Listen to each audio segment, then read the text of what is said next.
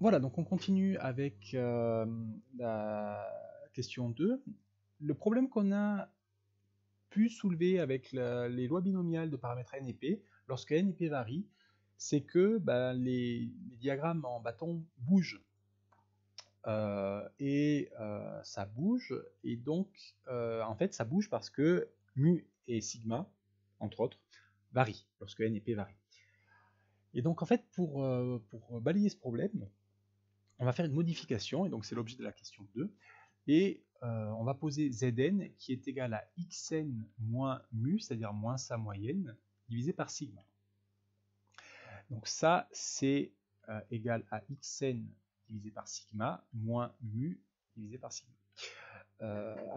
C'est une modification qui peut vous paraître un peu bizarre, mais qu'est-ce qu'on fait?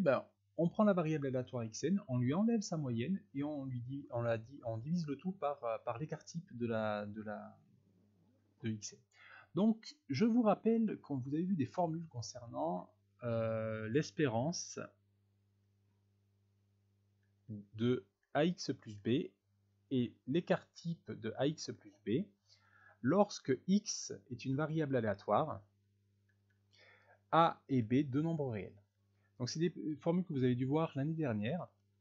L'espérance de ax plus b, c'est a fois l'espérance de x plus b, et l'écart type de ax plus b, c'est valeur absolue de a fois l'écart type de x, et le b ne change rien. Rajouter un nombre ou retrancher un nombre à une variable aléatoire ne modifie pas sa dispersion et donc ne modifie pas son écart type. Donc si on applique ces formules-là vues en première à Zn, vous obtenez que l'espérance de Zn, c'est l'espérance de xn divisé par sigma, moins mu divisé par sigma, et en fait l'espérance de xn c'est exactement mu. Et donc ça fait mu sur sigma moins mu sur sigma, donc ça fait 0. Et l'écart type de Zn, c'est donc votre A ici, c'est 1 sur sigma, donc ça fait 1 sur sigma, qui est un nombre positif, fois l'écart type de xn qui est égal à sigma, et le b ne modifie rien, donc ça fait sigma sur sigma, donc ça fait 1.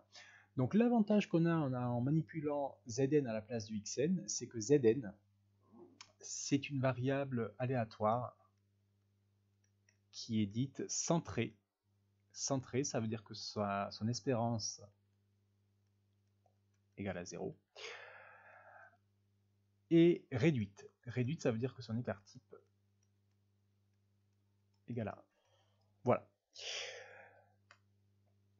Donc, si on observe le diagramme en bâton, donc vous avez ici, on peut le voir aussi sur le dessin qu'il y a ici.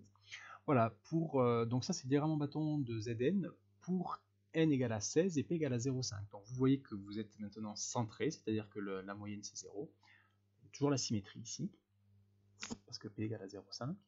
Et donc voilà le dessin, avec, vous voyez, des valeurs comprises entre moins 4, la majorité des valeurs, on ne sait pas s'il y a autre chose ailleurs, mais il ne semble pas, des valeurs comprises entre moins 4 et 4.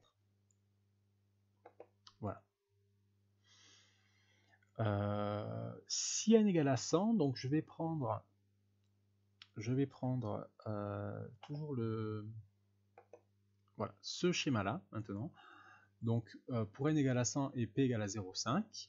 Donc vous voyez que votre variable est toujours centrée en 0. La majorité des valeurs est toujours comprise entre moins 4 et 4. Vous voyez, bon, ça peut dépasser un petit peu, hein, mais l'immense majorité des valeurs de Zn est compris entre moins 4 et 4. Et vous avez un dessin qui est comme ça. Ensuite, on vous dit que peut-on dire du diagramme lorsqu'on fait varier P. Donc, plutôt que d'utiliser Excel qui ne fait pas des jolis graphiques, je vais utiliser GeoGebra pour faire varier P lorsque n égale à 100. Donc, je vais fixer n égale à 100. Voilà. Donc, P égale à 0,5 ici. Et donc, ça, c'est le diagramme en bâton de Zn. C'est ici. Donc, vous voyez, pour P égale à 0,5. Et si je fais varier P, c'est un peu le but de la question, vous voyez que, alors il y a une très légère perte de symétrie, hein, c'est normal, ça je vous l'ai déjà expliqué, pour xn, mais pour zn, c'est vraiment la même raison. Mais par contre, ce qu'on observe, c'est que vous voyez, le diagramme ne bouge plus. On est toujours, c'est des diagrammes qui se ressemblent tous, hein, voilà, et on reste toujours sur cette courbe en cloche, là, qui est centrée en 0. Voilà, donc ça c'est extrêmement important. Voilà. Donc pour préciser ces observations, on représente la loi de Zn avec GeoGebra. Quand n est de plus en plus grand, qu'observe-t-on? Quelle courbe apparaît dans tous les cas? Et que se passe-t-il lorsque n est petit, p est proche de 0 ou proche de 1? Donc on reprend ce dessin-là, et donc vous voyez que je fais grandir n, on observe, on a de plus en plus de précision dans la courbe. Vous voyez, il y a une courbe qui semble se dessiner.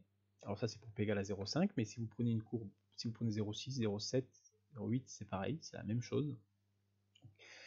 Donc se dessine une courbe qui est toujours la même, quelle que soit la valeur de n et quelle que soit la valeur de p. Et cette courbe-là, je vais la tracer ici, donc vous voyez, c'est cette courbe-là. Donc c'est la fonction f de x égale à 1 sur racine de 2pi exponentielle de moins x carré sur 2. Donc on vous expliquera plus tard pourquoi est-ce qu'il y a un facteur 1 sur racine de 2pi devant l'exponentielle, mais vous voyez, bon, voilà, c'est cette courbe-là qui vient épouser les histogrammes, enfin les diagrammes en bâton. Et quelle que soit la valeur de n et quelle que soit la valeur de p. Par contre, ce qu'on peut observer, c'est que pour n petit, et donc c'est ça le souci, vous voyez, pour n petit, la courbe n'épouse pas, et en particulier pour n très petit, 10 ou 20, la courbe n'épouse pas très bien le diagramme en bâton. Même, et puis, on peut voir que si en plus P est proche de 0, donc 0,1, vous voyez qu'il y a une dissymétrie qui apparaît qui fait que l'approximation est beaucoup moins bonne. Ou P égale à 0,9, ça fait pareil. Voilà. Donc c'est tout ce qu'on pouvait dire sur le théorème de Moivre-Laplace, qui dit quand même que le théorème nous dit que lorsque n est grand, hop, et lorsque P n'est pas trop près de 0, pas trop près de 1, donc je vais prendre 0,5 ici, eh bien la variable Zn se comporte presque comme une variable aléatoire à densité, et dont la densité est donnée par cette fonction-là. Voilà.